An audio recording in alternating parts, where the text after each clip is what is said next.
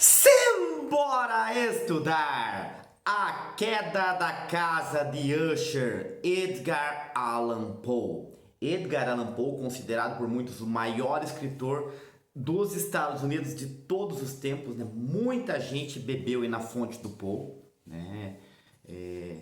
Dos mais conhecidos escritores, né, contemporâneos, Stephen King, né, foi um cara que ali se utilizou muito das formas, né, ele mesmo admite, né, que leu muito Poe, né, e isso vem, né, muito ali na sua literatura, né, nós encontramos Edgar Allan Poe aí, até nos Simpsons, né, até os Simpsons já fez episódios sobre Edgar Allan Poe, Iron Maiden, né, quem gosta de metal aí, né, tá? A banda Iron Maiden já fez música, né, com temas ali, utilizando é, é,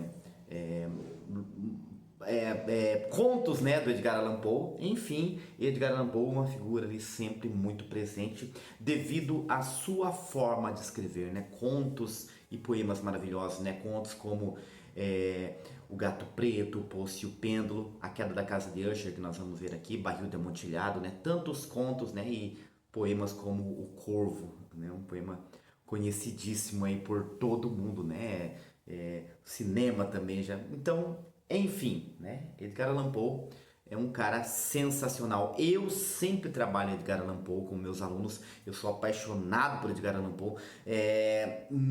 Todo ano, quando eu trabalho Edgar Allan Poe com os alunos, eles ficam encantados, né, com a literatura do Poe. Mas vamos falar da Queda da Casa de Usher. Edgar Allan Poe tem isso, né, dos contos serem narrados em primeira pessoa. Tá? Então nós temos aqui mais um narrador em primeira pessoa, e esse narrador, né, também, né, como tantos outros contos, o nome dele não aparece, tá? Então pode ser qualquer pessoa, né? O nome dele não está ali. Então esse narrador, ele recebe uma carta e ele vai, né, ali visitar um amigo que está à beira da morte, né? O seu amigo está à beira da morte, então ele recebe uma carta do seu amigo, né? E ele vai até lá. E quando ele chega no local, isso que é muito, né, próprio do Edgar Allan Poe. Stephen King faz muito isso também, tá? Só que, claro, Stephen King escreve romances, né? Então seus romances são mais longos. O Poe tem muito isso de criar uma atmosfera para a história, né? E a história se decide ali no final rapidamente. Stephen King também faz isso, só que demora muito mais, né? Porque é um romance e não um conto. E ele recebe, né? Ele vai chegando ali, vai criando aquela atmosfera, né? Tem um lago ali, né? O lago tem a questão da água parada, né? Da profundidade, tá? Tem um lago ali e nós vamos lendo e vamos entrando naquela atmosfera de terror que vai nos levando e nós vamos pensar, né? O que vai acontecer? E ele já entra na casa, né, com toda aquela situação ali né, do terror, e ele vai encontrar o seu amigo, né, que era um amigo de infância, Roderick Usher. Então, quando ele encontra o amigo, né, antes ele percebe a casa, né, uma casa caindo aos pedaços, uma casa que já foi uma casa muito grande, né, é um casarão realmente, né, uma mansão, e só que essa mansão ela está se desestruturando. E quando ele encontra o Roderick Usher, né, o seu amigo, que foi um amigo de infância dele, né, que escreveu essa carta, e ele só foi porque o amigo estava mal, ele olha para o amigo e ele praticamente não o reconhece. Por quê? Porque parece que é como se o amigo estivesse forçando ficar aqui ainda, mas o amigo já deveria estar em outro lugar. É muito importante a gente perceber que vou dar um spoiler já aqui, né? Mas você já leu o conto, né? Então não há problema, né? Você já sabe disso. O título do conto não é A Morte de Usher, é A Queda da Casa. Então nós temos uma casa aqui como se fosse algo, né? Como se fosse uma prosopopeia, né? Nós temos uma personificação dessa casa. Tá? Então o nosso personagem ele chega ali e vê a casa, né? Se destroçando, né? Se despedaçando, e o seu amigo Roderick Usher também ali parece, né, já não pertencer mais a este mundo. E o Roderick Usher tem uma irmã, né, que é a Madeleine, tá?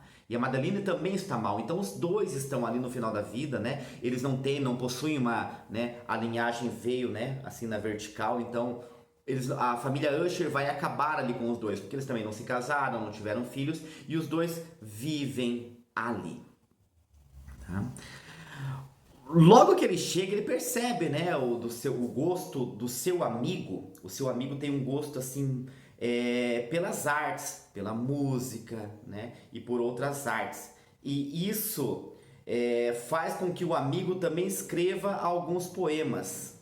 E eu vou achar aqui o poema para ver para vocês. E ele fala que ele não se esquece jamais de um poema do amigo que era mais ou menos assim: no mais verde dos nossos vales, por bons anjos habitados, outrora um belo imponente palácio, radiante palácio, erguia seu topo. Então ele vai contar, né, nesse poema, sobre um palácio, né, que era radiante, um palácio que ele era magnífico, mas esse palácio com o tempo vai cair em ruínas. Tanto que a última estrofe ela é assim, né? E viajantes agora por aquele vale, pelas janelas iluminadas em vermelho, veem grandes formas que se movem fantasticamente a uma discordante melodia. Enquanto isso, como um veloz rio espectral, através da pálida porta, passa eternamente uma medonha multidão e gargalha, porém não mais sorri. E aí também, nós junto com isso, nós vamos tendo aquela coisa de a casa, e essa atmosfera criada nos transporta a isso, o nosso pensamento. Essa casa é mal assombrada. Acredito que toda pessoa, quando lê esse conto, ele vai: essa casa é mal assombrada. Essa casa é mal assombrada. Isso fica na nossa cabeça, né? E com esse poema, a gente tem mais essa certeza. O nosso personagem principal, o nosso narrador aqui, ele conhece a Madeleine, né, Armando Roderick. Só que a Madeleine, ali, um momento, ela se afasta e ela vai para o seu quarto e ela não aparece mais. O vizinho tá furando aqui do lado, está difícil, tá? Esperei um tempão para poder gravar esse vídeo e ele começa agora de novo, tá? Estamos aqui num sábado à tarde, né? Se bem que sábado à tarde é dia das pessoas fazendo essas coisas, mas por favor, meu vizinho, para e vai para continuar o vídeo aqui, para não atrapalhar o vídeo aqui, é que eu não quero pausar. Do que eu estava falando mesmo? Me perdi aqui do que eu estava falando. Da Madeleine. Ele conhece a Madeleine e vai lá então, né? Ela se isola, mas logo chega a notícia de que a Madeleine morreu.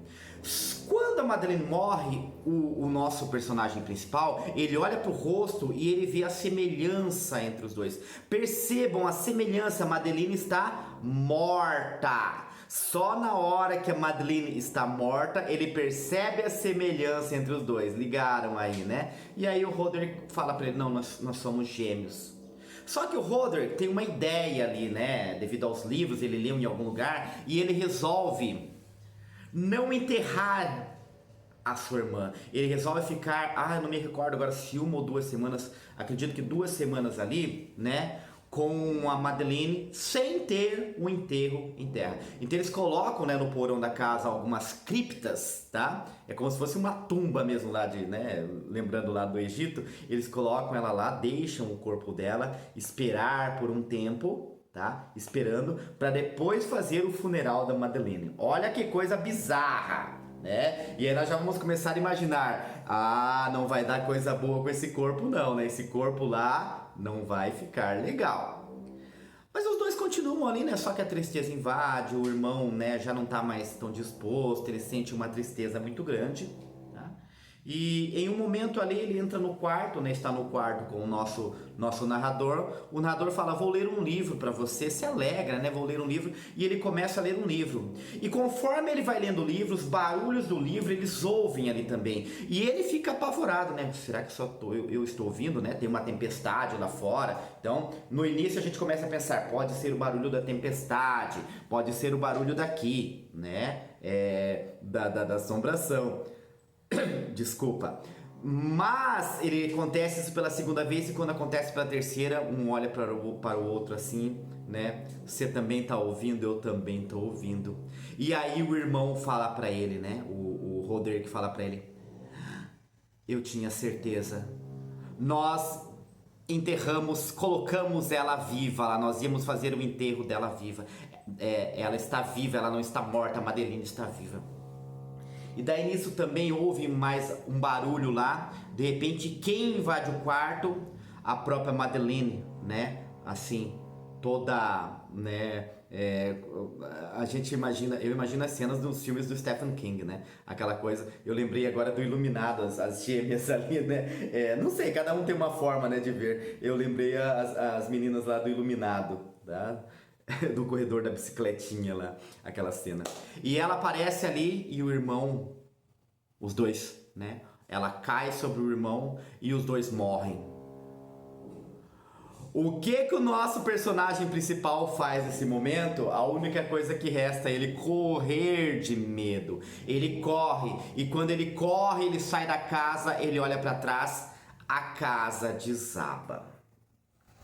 Então percebam que é o que eu falei para vocês anteriormente, é como se houvesse uma personificação da casa, né? Uma prosopopeia aqui. Tá? A casa tinha vida enquanto eles tinham ou eles tinham vida enquanto a casa tinha? Eu sei que ali acaba tudo. E a dúvida nossa que fica no final é: meu vizinho, para com essa furadeira. A dúvida que fica no final para nós, né, isso não é revelado e é proposital, né, para nós pensarmos se realmente a irmã estava lá viva ou é uma assombração, a casa é mal assombrada, os dois morrem e o nosso personagem principal sai dali. Tá? Então é isso, gente. Espero que tenham gostado, tá? Leiam mais Edgar Allan Poe, tá? Esse conto foi escrito em 1839, então ele tem quase 200 anos aí, assustando muita gente, assustando aí milhares, milhões de pessoas, né? Não sei se até bilhões de pessoas no mundo todo. Edgar Allan Poe é fantástico, leiam Edgar Allan Poe. Por hoje é isso e simbora estudar!